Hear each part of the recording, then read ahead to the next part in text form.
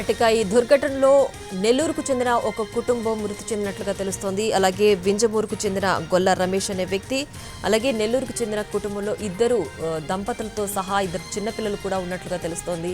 మొత్తం కుటుంబం అంతా కూడా మృతి చెందారు. దీనికి సంబంధించి పూర్తి డీటెయిల్స్ మా ప్రతినిధి నెల్లూరు నుంచి వెంకటనారాయణ అందించడానికి సిద్ధంగా ఉన్నారు. వెంకటనారాయణ, చెప్పండి, ఈ దుర్ఘటనలో నెల్లూరుకు చెందిన కుటుంబం కూడా ఉందని తెలుస్తోంది. వాళ్ళంతా కూడా మృతి చెందారు. ఏంటి ప్రస్తుతం దీనికి సంబంధించి అప్డేట్?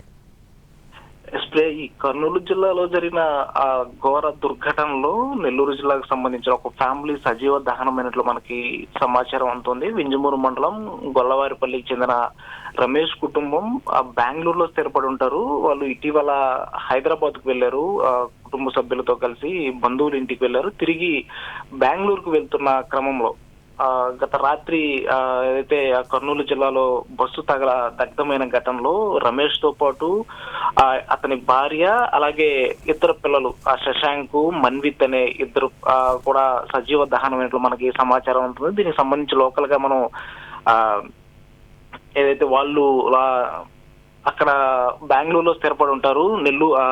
గొల్లవారిపల్లిలో వాళ్ళు ఉండరు, బెంగళూరులో స్థిరపడి ఉంటారు మనకు సమాచారం తెలుస్తుంది. అయితే మృతదేహాలని ఇవాళ రాత్రి గాని రేపు గాని ఆ స్వగ్రామానికి తీసుకొచ్చే అవకాశాలు ఉన్నాయి. ప్రియా, రైట్ వెంకట్, ప్రస్తుతం ప్రమాదానికి సంబంధించి నెల్లూరుకు చెందిన కుటుంబం ఉన్నట్లు, అందులో ఆ కుటుంబానికి సంబంధించిన వ్యక్తులంతా కూడా ప్రయాణిస్తున్న వాళ్ళందరూ కూడా చనిపోయినట్లు తెలుస్తోంది.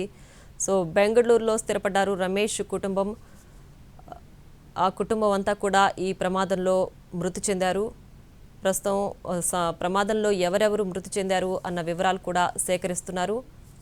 కర్నూలులో జరిగిన బస్సు ప్రమాదంలో నెల్లూరు జిల్లాకు చెందిన ఓ కుటుంబం ప్రాణాలు కోల్పోయింది. వింజమూరు మండలం గొల్లవారిపాలెంకు చెందిన గొల్ల రమేష్ కుటుంబం బెంగళూరులో స్థిరపడింది. హైదరాబాద్ వెళ్లి అక్కడి నుంచి బెంగళూరు వస్తుండగా ఈ ప్రమాదం జరిగింది.